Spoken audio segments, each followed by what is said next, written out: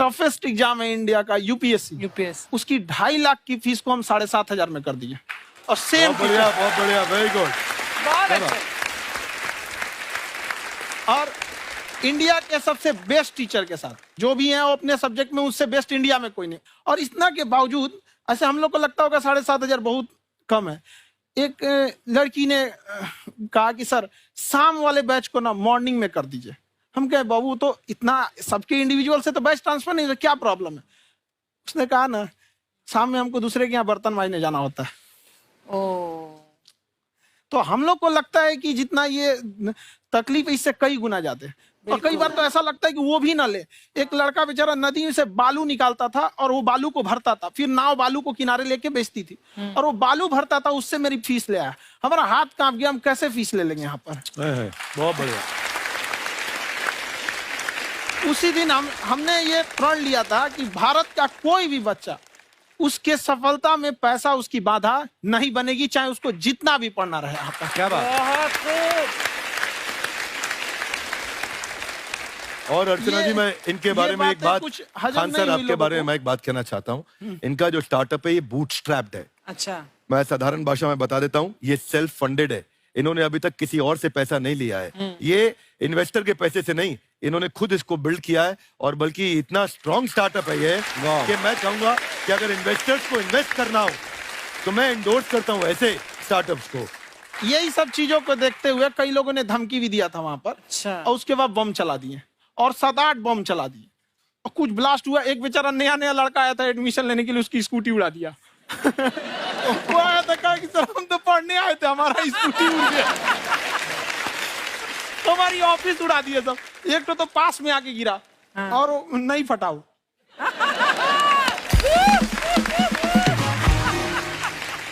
बाद में बहुत सारे लोग धमकियां दिए, लेकिन कहते हैं ना सूरज कितना भी तेज चमक ले समंदर नहीं सुखा सकता। वाह वाह वाह, क्या बात है। मैम एक्चुअली ये फीस कम करने का एक और रीजन है।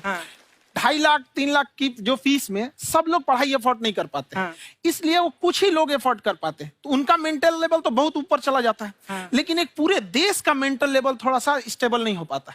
तो जब फीस कम रहेगी तो हर वो लड़का तैयारी करने के लिए आगे आएगा जिसका सपना है देश के लिए कुछ करने का। सीटें लिमिटेड हैं, उन्हें को मिलेगी, लेकिन जिन्हें नहीं मिलेगी उसे मिलेगा देश का एक जिम्मेदार नागरिक। तो इस देश को बदलना। क्या बात है। हम लोग विश्व गुरु कहे जाते थे, क्यों? क्योंकि दुनिया से लोग हमारे यहाँ पढ़ने आए थे। चाइना से ह्वेनसांग आया, फाहियान आया, आज कोई नहीं आता है। हम लोग का उद्देश्य एक समय आएगा जो फिर आएंगे यहाँ पढ़ने के लिए। क्या बात है। पर आप देखो अर्चना जी, सबसे ज्यादा आईपीएस आईएएस बिहार से निकलते हैं। आप देखो पढ़ाई लिखाई में पॉलिटिशियन बहुत बड़े बड़े निकले हैं। तो ऐसा नहीं है, हर जगह ऑप्शन भी नहीं है वहाँ पे, इंडस्ट्री नहीं है, खेती करेगा तो कोई खास वो नहीं रहे। ऑप्शन भी नहीं है, सही बात है। बिहार की मिट्टी में एक चीज है, जिद तो बहुत जबरदस्त है। कुछ भी नहीं रहेगा तो सब कुछ पाने का उसको जिद रहेगा, करके भी दिखा देगा। वहाँ पे कर देंगे हम यहाँ पे। विवेक सर, आपके बारे में हमने सुना एक बार आप संन्यास लेने चले गए थे। कौन वापस लेके आया आपको? फिर कहाँ तक पहुंच गए थे आप? नहीं, मैं एमबीए की पढ़ाई के बाद मैं ये सोचा था कि अपना जीवन भगवान की सेवा में समर्पित कर दूं। अच्छा जी। बहुत साल मैं वृंदावन में रहा था और गुरुकुल में रहा था। अच्छा। और वहाँ सेवा करना, बहुत अच्छी शिक्षा मिली। मैं बोलता हूँ मेरी असली एमबीए वही थी, मोस्ट ब्यूटीफुल एसोसिएशन। वाह। और मैं वहाँ भगवत गीता पढ़ी, जहाँ मुझे गीता से लगाव हुआ।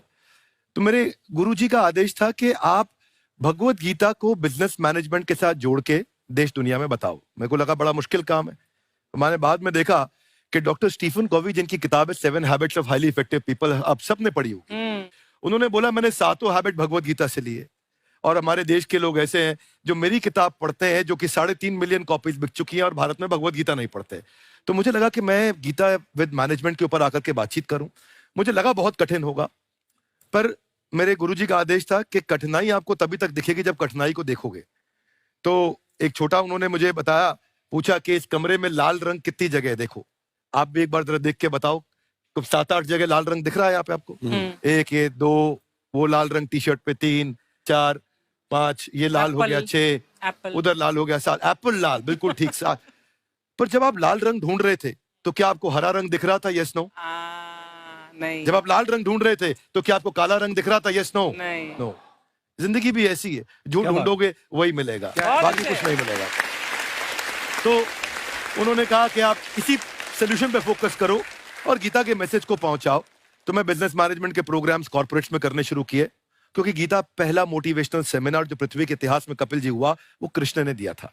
पहले मोटिवेशनल स्पीकर इस पृथ्वी के इतिहास के कृष्ण थे, जिन्होंने अर्जुन को रणभूमि में मोटिवेट किया था।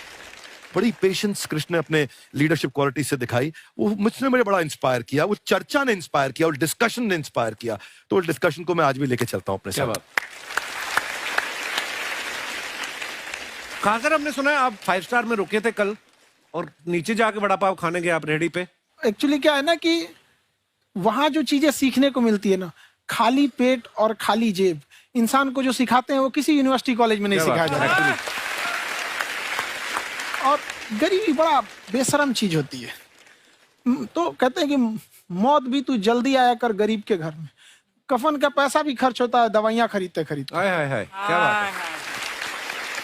और खान सर की खासियत ये है कि जिसको तो पढ़ना है, जिसको एजुकेशन चाहिए, वो तो इनका वीडियो देखते हैं, लेकिन वैसे भी कई लोग, जैसे अर्चना जी बात करी थी, कहती मैंने जब देखना शुरू किया तो मैंने बैक टू बैक इतने सारे वीडियोस देखे, क्योंकि आपका जो तरीका जो बोलने में, एक तो इनकी जो टोन है पढ़ाने में, और साथ साथ में जो ह्यूमर आता रहता है, तो उसकी वजह से और भी इंटरेस्टिंग हो जाते हैं आपके वीडियो। शुरुआत में हम लोग जब स्टूडेंट लाइफ में थे, या हम कई स्टूडेंट को भी देखते हैं, वो बेचारे जब थक जाते हैं तो आपका शो देखने लगते हैं।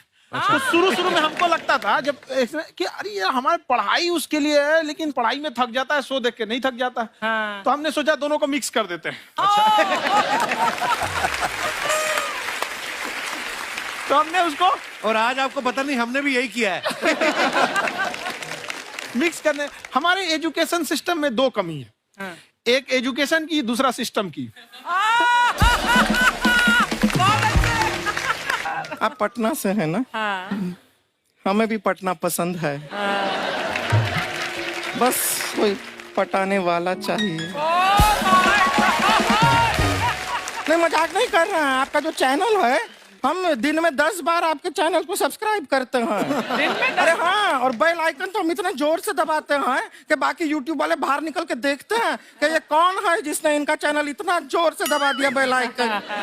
बुढ़िया, तो शर्म नहीं आती है? आते ही फ्लर्ट शुरू कर दिया ना तूने। तो जाते हुए करते हैं क्या? विवेक जी नमस्ते।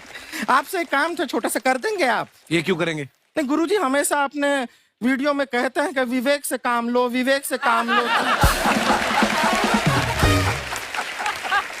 विवेक मतलब दिमाग से काम लो आप। हाँ, तो विवेक जी अपने दिमाग से ही काम लेंगे। बहुत दिमाग है उनके पास। ये देखिए, जो आदमी, आपको मैं बताइए, जो आदमी बिना फिल्म किए कपिल शर्मा शो में आ गया, कितना दिमाग होगा उसके पास। लेकिन एक बात है जिसकी वजह से हम आप तीनों से नाराज हैं। क्यों? क्या बात? हर चीज में मोटिवेट मोटिवेट मोटिवेट क्या होता है? सच कह रहा है, जब भी ये शब्द सुनते हैं हमें लगता है कोई हमें चिढ़ा रहा है। बदल दीजिए ना, खाली मोटिवेट बोलना ही क्यों जरूरी है? कुछ और कीजिए। रोटी वेट, छोटी वेट, पतली वेट, कुछ भी बोलिए, मोटिवेट हटाइए। तो गुड़िया, तू भी एक्सरसाइज किया कर ना, देख डॉक्टर साहब ने कितना वजन कम किया है, तू भी कर ले। ठीक है, फिर मोटिवेट से ही चला लेंगे। लेकिन मोटिवेशन कोई बुरा बात नहीं है। हमारे दादाजी भी वैसे बहुत मोटिवेट करते थे। हाँ, एक बार तो तालाब में डूब रहे थे हमारे दादाजी। हमारे पास रस्सी भी था, ट्यूब भी था, फिर भी हम अपने दादाजी को बचा नहीं पाए। क्यों? क्योंकि हमने उनकी ओर तिनका फेंका ना, वही कहते थे डूबते को तिनका का सहारा काफी।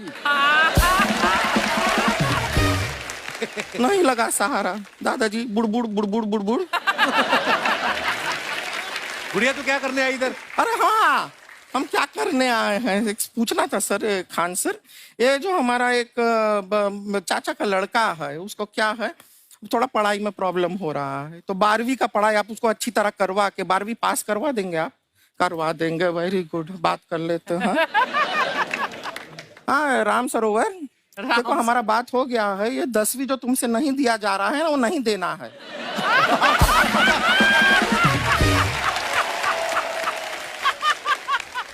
टेंशन नहीं है, 10वीं का खान सर से बात हुआ, ये सीधा 12वीं पढ़ा के पास कर देंगे। अरे ऐसे नहीं होता, पहले 10वीं पास करनी पड़ेगी, फिर 12वीं होगी ना। ऐसा कोई जरूरी नहीं है ये सीक्वेंस। हमारे मौसा जी थे, उनसे ना 10वीं हुई ना 12वीं हुई, अभी 3 दिन पहले सीधा उनकी 13वीं हुई। एक्चुअली क्या है, पढ़ाई लिखाई का हमको बहुत ज्यादा नॉलेज है नहीं। गांव में पढ़े हैं ना सर, स्कूल कहाँ होते थे अर्चना जी, गांव में स्कूल नहीं था, पेड़ के नीचे पढ़ते थे हम। यहाँ तक कि हमारे पास ब्लैक बोर्ड भी नहीं था। हमारे मोहल्ले की जो भैंसिया थी उसको खड़ा करके टीचर उसके ऊपर लिख के पढ़ाती थी। मजाक नहीं कर रहे हैं। और आप तो समझ रहे हैं, अभी ब्लैक बोर्ड की एक अटैच डस्टर था ब्लैक बोर्ड का, समझ रहे हैं ऐसा, वो पीछे से आता था, लिखा हुआ मिटाता था और चला जाता था। ये तो कुछ भी नहीं है। एक बार क्या हुआ, हमारा स्कूल शुरू हुआ, शुरू होते ही 2 महीने के लिए छुट्टियां हो गई। क्यों? ब्लैक बोर्ड ने बछड़ा दिया था ना। तो वैसे आप लोग ना इतने ज्ञानी हैं, सब कुछ जानते हैं। आपसे एक टेक्निकल सवाल पूछे। एक बार ना 4 दोस्त थे, 4 दोस्त, साम दाम दंड भेद। वो डिसाइड करते हैं कि चलो एक गेम खेलते हैं, तो टीम्स बनाते हैं। तो साम दाम ने एक टीम बनाया। इस पे भेद को बहुत गुस्सा आया, पता है क्यों? क्यों? क्योंकि भेद को दंड मिलाना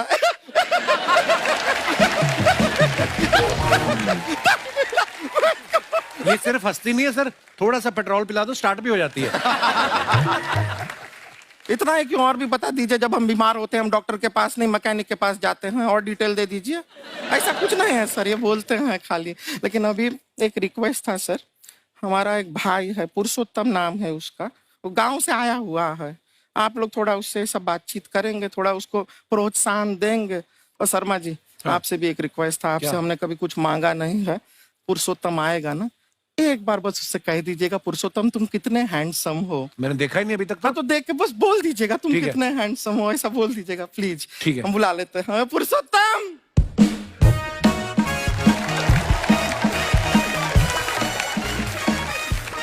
ये पुरुषोत्तम है। वाह, तेरा भाई बड़ा हैंडसम है। है तो हमारे खानदान में सब हैंडसम है, ज्यादा चापलूसी करने का जरूरत नहीं है। देखा हमारा यहाँ पे कितना चलता है। 1 नंबर दीदी, 1 नंबर। सब लोग हैं, नमस्ते कर दो। ये बड़ा अच्छा लड़का है, गांव में ना भैंस चराता है, इसको थोड़ा मोटिवेट कीजिए ना। नहीं तो मतलब भैंस चराता है तो मोटिवेट करके क्या होगा, शेर चराएगा बाद में। अरे शेर चराएगा तो शेर इसको चर नहीं जाएगा। नहीं नहीं, ऐसे हम खाली कह रहे हैं, तुम्हारा चेहरा थोड़ा बकरी जैसा है ना, तो वैसे ये सब बड़े बड़े लोग हैं। इनको बताओ कहा क्या बनना चाहते हो जीवन में आगे? HR। HR? अरे वाह, देखे कोई बड़ा कंपनी में ह्यूमन रिसोर्स का काम करेगा ये। अरे HR मतलब दीदी Hrithik Roshan. Tiny tin tin tiny tin tin. ना जूता पहनने का काम किया करो, जूता खाने का नहीं। काम किया है, कुछ बड़ा किया है लाइफ में? किया है ना दीदी, एक बकरी के बच्चे को बड़ा किया है। तो क्या जिराफ बना दिया बकरी के बच्चे को? अरे कुछ अलग किया है। हाँ दीदी, अलग किया है। वही बकरी का बच्चा भैंस का दूध पीने जाए तो हमने उसको अलग किया है। इससे नहीं होगा, मैं रहने दो, इधर आओ। ये देखो इतना बड़ा बड़ा लोग बैठा है, इनके सामने ऐसा बातें करोगे? इनसे मिलो, इनसे मिलो। ए विवेक जी तो कितना मार्केट के बारे में भी जानते हैं, मार्केट का कोई सवाल पूछो इनसे। सर परसों जो है मार्केट में हमारी साइकिल गायब हो गई, आपने देखा है क्या? हमारी साइकिल गायब हुई ना? हाँ। इसलिए दिमाग से पैदल हो तुम, पैदल समझते हो? हाँ। चल लोगे? 20 कदम चलोगे? हाँ। हाँ, घूमो जरा, अभी 20 कदम चल के दिखाओ। निकलो।